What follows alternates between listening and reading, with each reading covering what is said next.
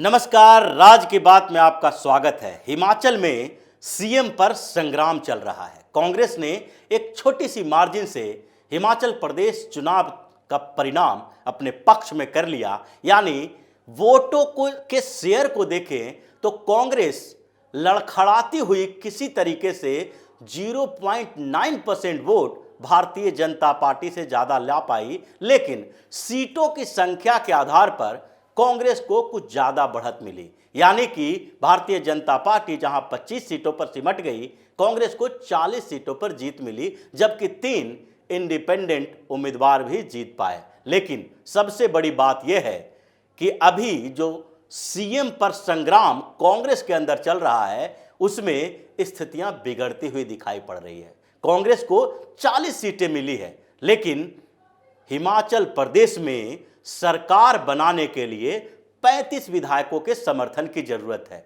यानी कांग्रेस के पास केवल 5 विधायकों का बहुमत है, और अगर 5 से 10 के बीच विधायक इधर से उधर हो गए तो फिर कांग्रेस का खेल खराब हो सकता है। इसीलिए अभी हिमाचल प्रदेश में सीएम के जो 4 दावेदार पैदा हो गए हैं, उनके बीच रस्साकसी ऐसी चल रही है कि दिल्ली से लेकर शिमला तक कांग्रेस में बैठकों का दौर चल रहा है। केंद्र के स्तर पर जिन्हें हिमाचल प्रदेश भेजा गया था, वो 3 नेता एक सोनिया गांधी के पास इनपुट दे रहे हैं, तो एक प्रियंका गांधी के पास और एक राहुल गांधी के साथ है। ये सारी स्थितियां किस तरीके से बदली है, उसके ऊपर एक नजर डालना जरूरी है, क्योंकि कांग्रेस चुनाव जीतने के बाद से ही परेशान दिख रही है। और कांग्रेस को ये अविश्वास जो पैदा हुआ है, वो पिछले कुछ घटनाओं से हुआ है,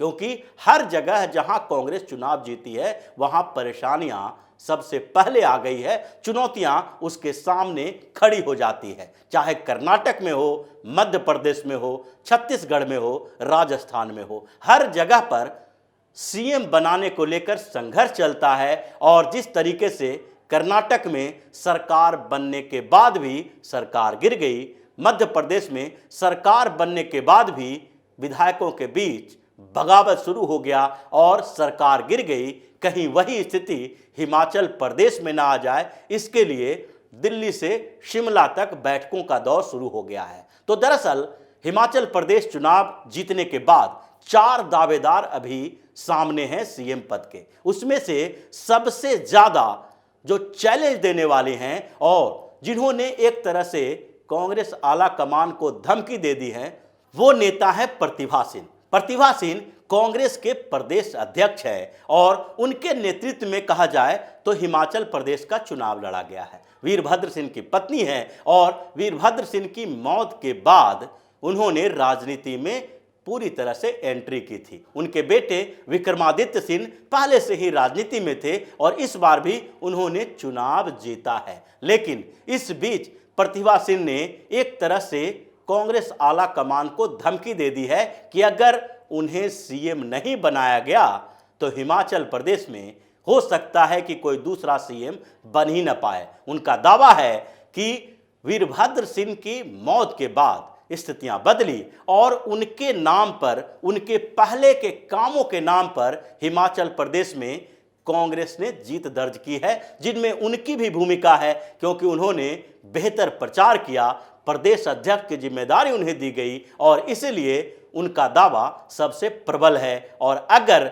आला कमान ने उनकी अनदेखी की तो हिमाचल प्रदेश में कांग्रेस की सरकार बनते बनते नहीं बनने की स्थिति में आ सकती है। इसलिए ऐसा माना जा रहा है कि आला कमान जो केंद्र से ऑब्जर्वर भेजे थे, जो वहां के प्रभारी थे, इन लोगों से बार बार इनपुट ले रहे हैं, बातचीत कर रहे हैं और विधायकों का मन टटोलने की कोशिश भी कर रहे हैं। इनके अलावा दूसरा जो प्रबल दावेदार माने जा रहे हैं, वो हैं सुखविंदर सिंह सुक्खू। ये छात्र नेता से अपना कैरियर बनाए थे और धीरे धीरे इन्होंने कांग्रेस में अपनी पकड़ मजबूत की। वो काउंसलर से चुनावी मैदान में उतरे थे और काउंसलर रहे, उसके बाद एमएलए रहे और 5 बार लगातार विधायक बने हुए हैं, 5वीं बार वो चुनाव जीत कर आए हैं, पूर्व प्रदेश अध्यक्ष भी रह चुके हैं और उन्होंने भी अपनी दावेदारी पेश की है। उनका मानना है कि जिस तरीके से कांग्रेस को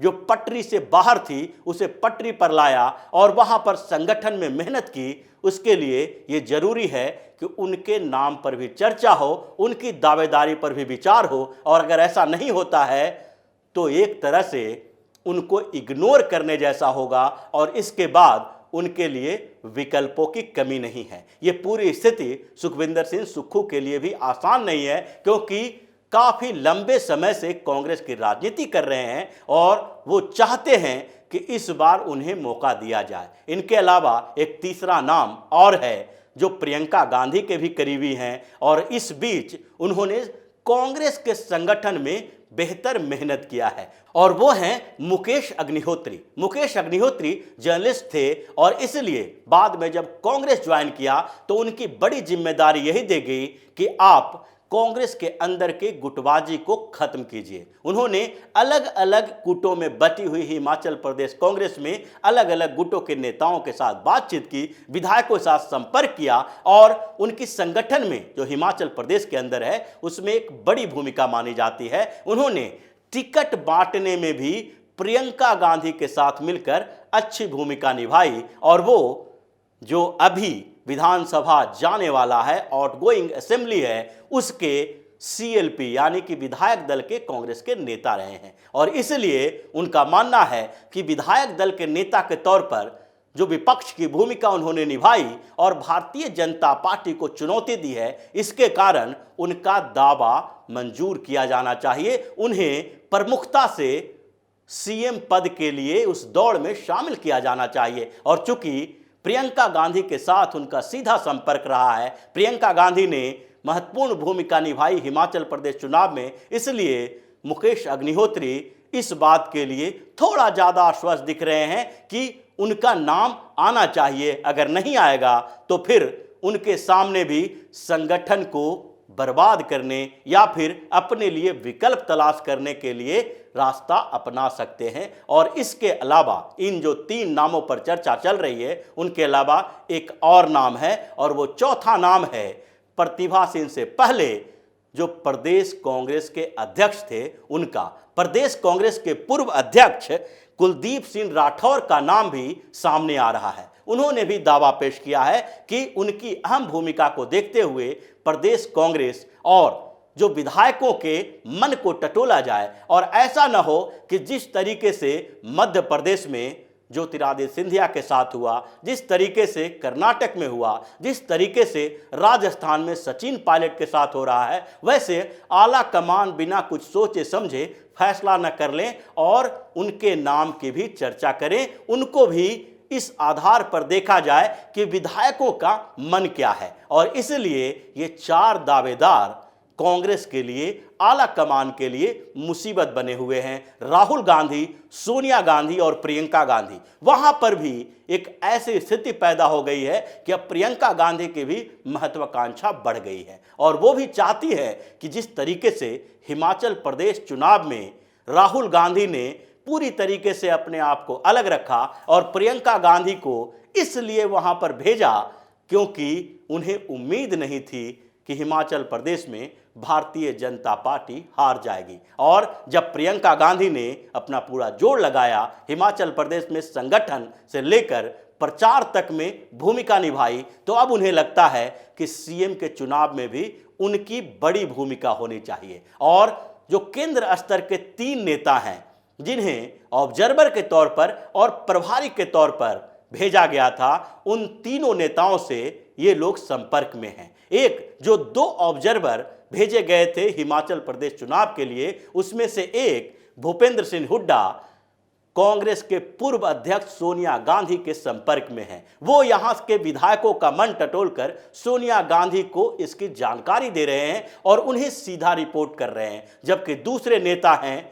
भूपेश बघेल जो छत्तीसगढ़ के सीएम हैं और राहुल गांधी के बेहद करीबी माने जाते हैं, क्योंकि राहुल गांधी ने ही उन्हें सीएम बनाया था। जब छत्तीसगढ़ का चुनाव हुआ और कांग्रेस को जीत मिली तो उस समय छत्तीसगढ़ में सीएम पद के 2 दावेदार थे, एक भूपेश बघेल और दूसरा टीएस सिंहदेव। लेकिन राहुल गांधी ने उस समय भूपेश बघेल को सीएम बनाया और टीएस सिंहदेव को बोला कि आप 2.5 साल के बाद अपना दावा पेश करें, 2.5 साल तक भूपेश बघेल को सीएम बनाया जाना चाहिए। जब टीएस सिंहदेव ने 2.5 साल के बाद राहुल गांधी से मुलाकात की और बार बार इस बात का जिक्र किया कि आपने ही कहा था कि छत्तीसगढ़ में 2.5 साल के बाद नेतृत्व परिवर्तन होगा, तो अब उनका दावा मंजूर किया जाए और उन्हें सीएम बनाया जाए। लेकिन राहुल गांधी भूपेश बघेल के ऊपर भरोसा कर रखे थे और उनकी नज़दीकियों के कारण उन्होंने टीएस सिंहदेव को अलग थलग कर दिया, उनके दावे को नामंजूर कर दिया। इसलिए जो दूसरे ऑब्जर्वर हिमाचल प्रदेश के भूपेश बघेल हैं,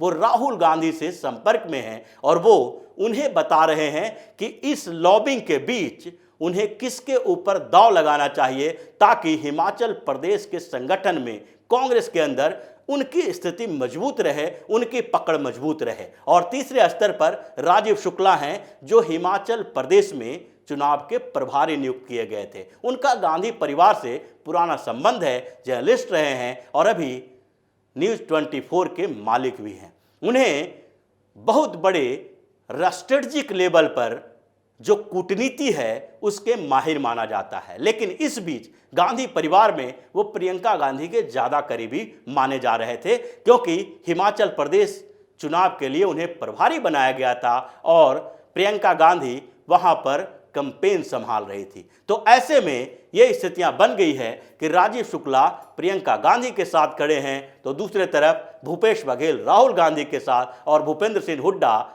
सोनिया गांधी को अपनी जानकारी दे रहे हैं। लेकिन सबसे बड़ी बात तो यह है कि जिस तरीके से गुटबाजी कांग्रेस के भीतर हिमाचल प्रदेश में चल रही है, दावेदारी पेश की जा रही है, 4 लोग सीएम पद के दौड़ में शामिल हैं, उससे यही लगता है कि कहीं जीत के बाद भी कांग्रेस का खेल खराब ना हो जाए। क्योंकि अगर 5 से 10 सीटों के बीच का गैप हुआ, अगर इधर से उधर हुआ, कुछ लोगों ने इस्तीफे की पेशकश की, तो फिर वहां पर सरकार स्थिर नहीं हो पाएगी, सीएम नहीं बन पाएगा और फिर से भारतीय जनता पार्टी के लिए अनुकूल स्थिति पैदा हो सकती है। तो इसी तरह की खबरों के साथ फिर से हाजिर होंगे। तब तक के लिए बने रहिए हमारे साथ और देते रहिए हमें सहयोग, ताकि इसी तरह की खबर हम आपके लिए लाते रहें।